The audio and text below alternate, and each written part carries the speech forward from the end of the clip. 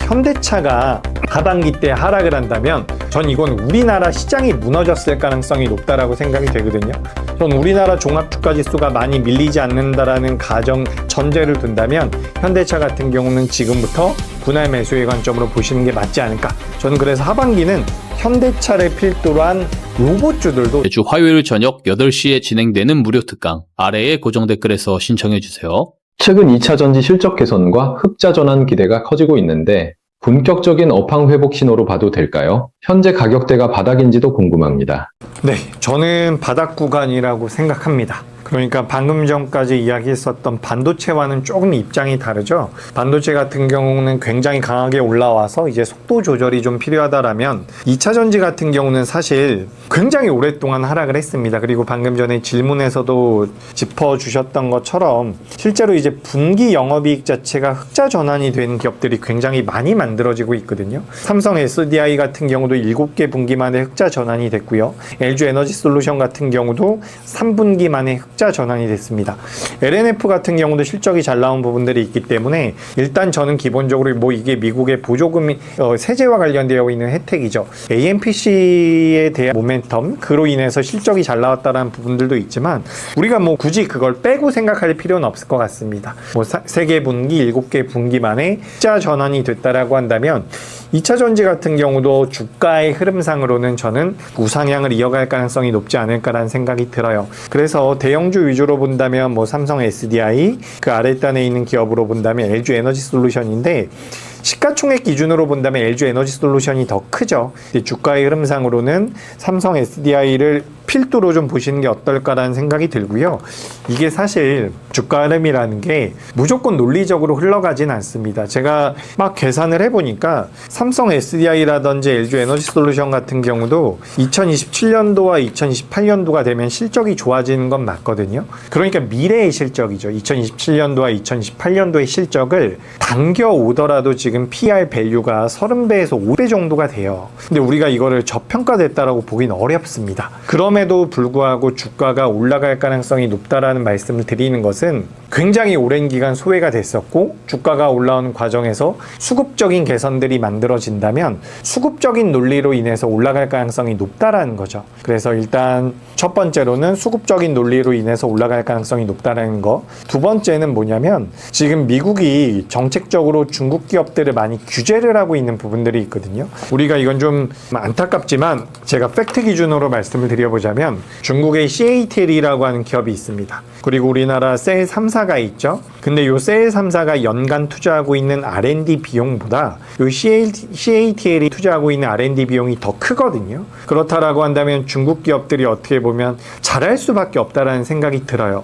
근데 그런 중국계 기업들을 미국에서 정책적으로 규제를 해주면 그로 인해서 27년도 하반기가 되면 LFP, ESS 쪽에서 지금 쇼티지가 나올 가능성이 대두가 되고 있습니다. 그렇다면 우리나라 기업들이 반사 수혜를 받을 가능성이 굉장히 높겠죠. 지금 현재 우리나라 국내 2차 전지 업체들이 뭐 ESS 매출 비중이 뭐 10%에서 20% 정도 수준으로 확대가 되고 있다라고 하는데 연말이 지나고 2017년도가 되면 그 매출 비중 자체는 더 빠르게 늘어날 가능성이 높습니다. 결국에는 첫 번째 수급적인 논리, 두 번째로는 미국이 중국을 규제해줌에 따라서 우리나라 기업들이 반사 수혜를 받을 것이다. 그런 관점에서 봤을 때 연속성에 대해서는 우리가 좀 지켜봐야 될 것 같아요. 실적이 엄청나게 잘 나오고 있는 상태는 아니니까. 하지만 저는 최소한 저점대는 나오지 않았을까라는 생각이 들어서 전 지금부터 2차 전지도 좀 우호적으로 보실 필요가 있지 않을까 이렇게 의견 드리겠습니다. 2차 전지 업종에서 실적과 성장성을 함께 본다면 가장 주목해야 할 종목이나 분야는 무엇인가요? 저는 일단 뭐 셀사를 보시는 게 맞다라는 생각이 들어요. 그래서 아까 전에 잠깐 언급드렸었던 삼성 SDI를 우선시 보시는 게 좋습니다.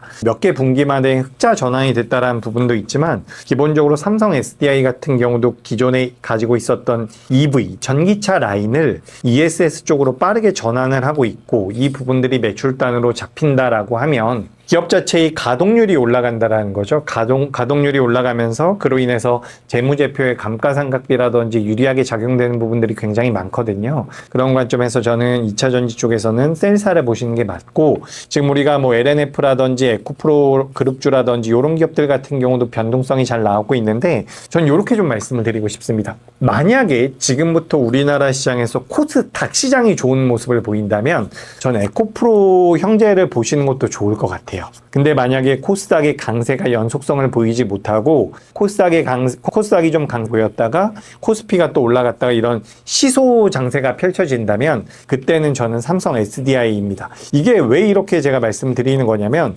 일단 너는 삼성 SDI가 좋냐, 뭐 그룹주가 좋냐라고 하신다면 저는 일단 기본적으로는 셀 3사가 낫다라고 생각을 해요. 삼성 SDI를 보시는 게 맞다라고 생각이 되는데, 만약에 코스피보다 코스닥 쪽으로 자금이 들어온다면 이 에코프로 그룹주 같은 경우는 패시브 자금이 유입될 가능성이 굉장히 높아 보이거든요. 그래서 오늘 같은 경우도 에코프로 BM이라든지 에코프로 같은 경우 굉장히 좋은 주가 흐름이 나왔는데, 이건 시장 따라갈 가능성이 높아 보입니다. 그러니까 저는 기업만 놓고 보자면 삼성 SDI가 탑픽, 만약에 코스닥 쪽으로 자금이 연속적으로 유입이 된다면 패시브, 우리가 ETF 자금이라고 생각을 할 수도 있거든요. ETF 자금이 들어왔을 때 작은 금액으로도 적은 금액으로도 변동성이 많이 나올 수 있는 에코프로 그룹주를 보시는 게 어떨까, 이렇게 의견 드리도록 하겠습니다.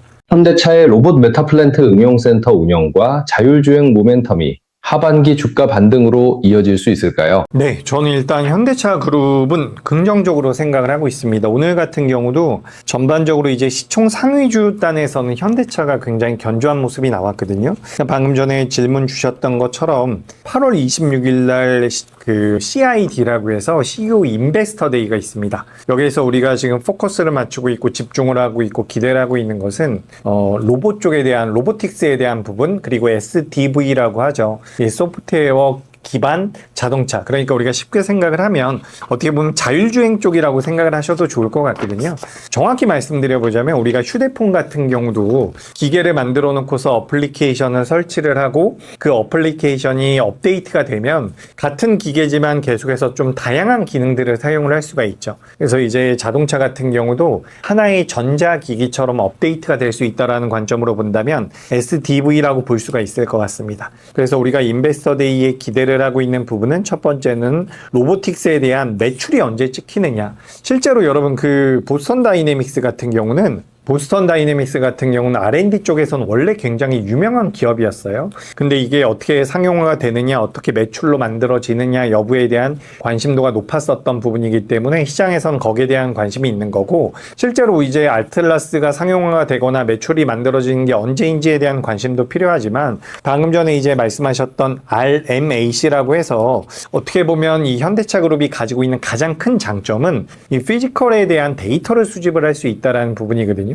지금 현대차 같은 경우 인도에도 공장을 가지고 있죠. 우리나라에도 공장을 가지고 있고 미국에도 공장을 가지고 있습니다. 근데 여기서 이제 피지컬적인 로봇들이 움직이면서 만들어낼 수 있는 데이터를 수집한다라는 것이 어떻게 보면 현대차 그룹의 향후 먹거리라고 저는 생각을 하고 있거든요. 여기에 대해서 매출이 언제 만들어지느냐, 그러니까 보스턴 다이내믹스를 필두로 한 아틀라스의 매출이 언제 만들어지느냐, 추가적으로 이 로봇 피지컬 AI에 대한 데이터를, 실제 데이터를 얼마만큼 모아서 이게 또 언제 매출이 만들어질 수 있느냐, 이게 굉장히 중요한 관건인 것 같은데, 사실 이거는 저는 시간 문제라고 생각을 하고 있습니다. 지금 중국 기업이 아니라 완성차 기업들이 9배에서 12배 정도의 PR 밸류를 받고 있는데 현대차 같은 경우는 11배 정도를 받고 있거든요. 그래서 우리가 이걸 저평가되어 있다라고 볼 수는 없는데, 여기다가 로봇 밸류를 조금만 더 준다면 굉장히 매력적일 수 있다라는 거죠. 그래서 우리가 지금 좀 생각을 해봐야 되는 게 뭐냐면, 과거에는 로봇을 잘 만드는 기업들, 뭐 중국 기업들도 있을 수가 있고요.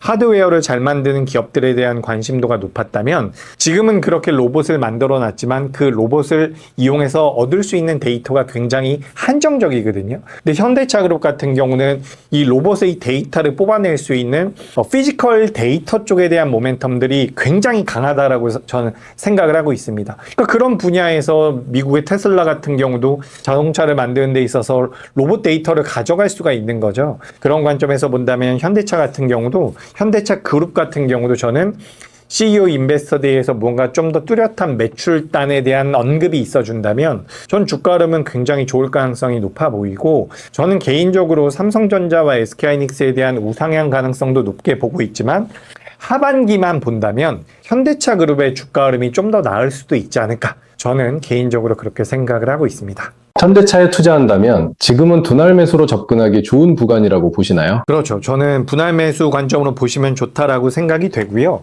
이게 기본적으로 주가가 너무 많이 밀려 내려왔어요. 지금 제가 노트북이 없어서 바로 확인해 보진 못했는데, 현대차가 지금 제가 파악하기로는 증권사에서 타겟팅하고 있는 목표 주가가 70만 원까지도 나오고 있는 걸로 알고 있거든요. 단기적으로 50% 정도가 밀려 있는 상태이기 때문에 지금부터 분할 매수를 한다면 저는 우상향에 대한 가능성은 높게 보고 있습니다. 우리가 현대차 같은 경우는 2분기 때 실적이 그렇게 좋지가 않았거든요. 왜 그러냐면 공급사에서 그러니까라고 이야기를 할게요. 공급사가 부품을 넘겨주는 데 있어서 차질이 있었기 때문에 몇몇 차종에 대한 출하가 늦어졌었더라는 부분들 때문에 주가의 흐름이 2분기 자동차 쪽에 대한 매출단이 조금 이제 흔들림이 나왔는데, 이런 부분들은 하반기로 진행이 되면서 이연됐었던 물량이라든지 하반기 때는 고수익 제품들에 대한 매출이 붙을 겁니다. 게다가 이 하이브리드 카도 우리나라 기아차, 현대기아가 굉장히 잘하고 있거든요. 우리가 이 하이브리드 같은 경우는 일본 기업들이 가장 잘하고 있고, 그 다음에 우리 기업들이 두 번째로 잘하고 있는데, 제가 파악하기로는 현대차가 이번에 2분기 실적 기준으로 봤을 때 하이브리드 카가 전체 매출에서 20% 정도가 나왔던 걸로 알고 있어요. 이런 식으로 제품 믹스가 좋아진다면 일단 기본적으로 자동차 쪽에 대한 캐시카우가 이어질 가능성이 높다라는 거죠. 근데 여기에서 추가적으로 로봇 쪽에 대한 성장 밸류가 붙어준다면, 만약에 저는 그래요. 현대차가 하반기 때 하락을 한다면 전 이건 우리나라 시장이 무너졌을 가능성이 높다라고 생각이 되거든요. 전 우리나라 종합주가지수가 많이 밀리지 않는다라는 가정 전제를 둔다면 현대차 같은 경우는 지금부터 분할 매수의 관점으로 보시는 게 맞지 않을까. 저는 그래서 하반기는 현대차를 필두로 한 로봇주들도 전반적으로 매력적으로 보고 있습니다.